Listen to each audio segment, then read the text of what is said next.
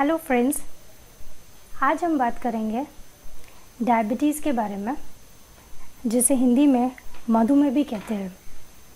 सबसे पहले मैं आपको ये बता दूं कि मैं इस टॉपिक को 2 पार्ट्स में लेके आऊँगी।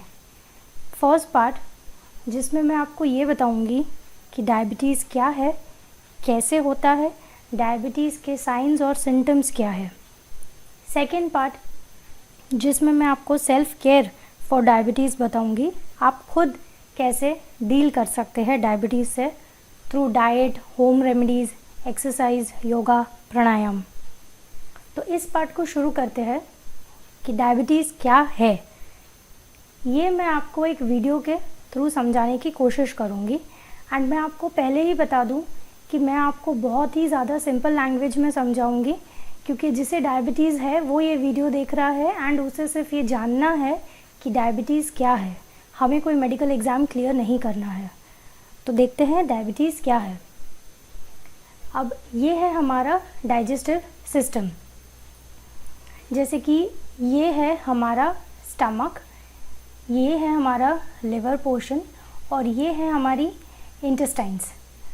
ये डाइजेस्टिव सिस्टम है, ये समझना ज़रूरी है डायबिटीज़ के लिए। अब जो भी हम खाना खाते हैं, डाइजेस्टिव सिस्टम उस खाना को ब्रेक कर देता है एंड उसमें से जो न्यूट्रिएंट्स है उसे निकाल लेता है। अब कार्बोहाइड्रेट वाला जो फूड हम खाते हैं उसमें से ग्लूकोज अलग हो जाता है।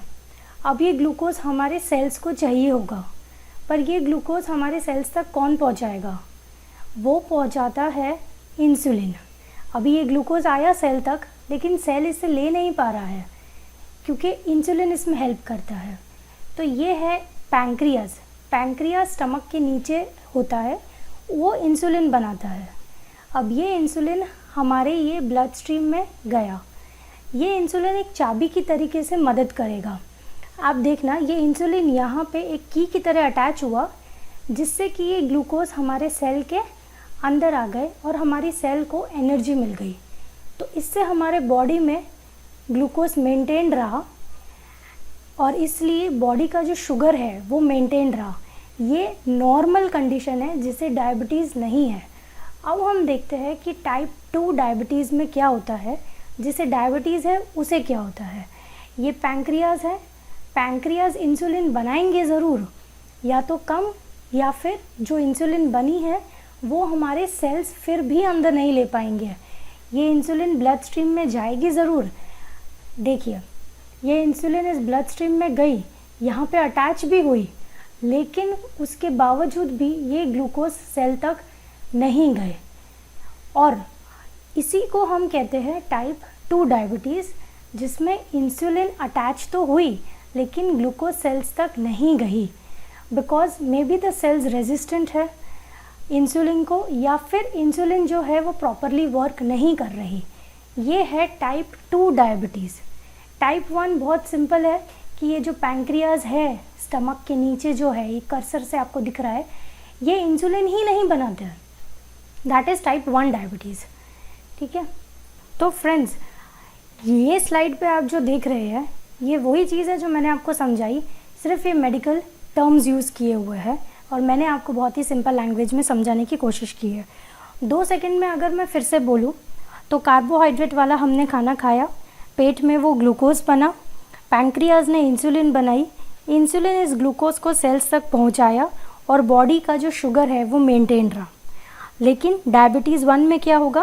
पैंक्रियाज इंसुलिन ही नहीं बनाएगा, सेल्स तक वो लेकर ही नहीं जा पाएगा, सेल्स को ग्लूकोज मिलेगा ही नहीं एंड हमारे बॉडी में जो शुगर लेवल है वो बढ़ता जाता है।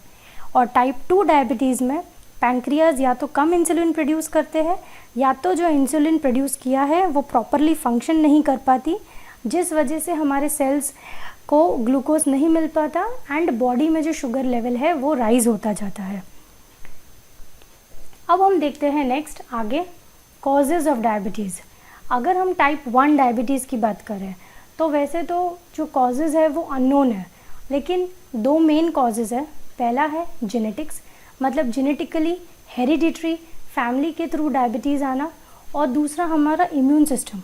बॉडी का खुद का इम्यून सिस्टम जो वायरसेस और बैक्टीरिया को मारता है वो गलती से पैंक्रियाज के उन सेल्स को मार देता है जो इंसुलिन बना रहा है। इसी वजह से पैंक्रियाज इंसुलिन नहीं बना पाते एंड जो हमारे बॉडी का ब्लड शुगर है वो बढ़ता जाता है। ये मेन 2 कॉजेज़ है टाइप 1 डायबिटीज़ के।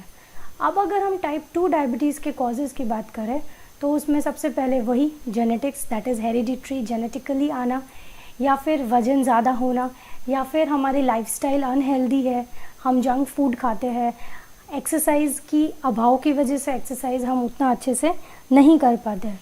तो ये हमने देखे कॉजेज़। अब हम देखते हैं साइंस और सिम्टम्स।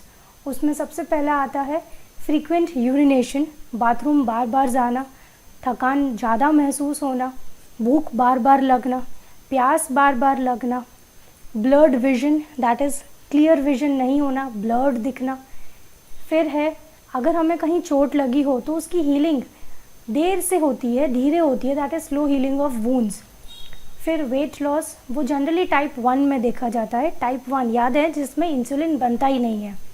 फिर आता है फ्रीक्वेंट इन्फेक्शंस, बार बार इन्फेक्शन का लग जाना, ये टाइप 2 में मोस्टली देखा जाता है। और लास्ट है कि हाथों और पैरों में नमनेस, टिंगलिंग सेंसेशन फील होना, सुन पड़ जाना, ये भी मोस्टली टाइप 2 में देखा जाता है। टाइप 2 मतलब कि इंसुलिन कम बन रहा है या तो जो इंसुलिन बन रहा है वो हमारे सेल्स एब्जॉर्ब नहीं कर पा रहे हैं।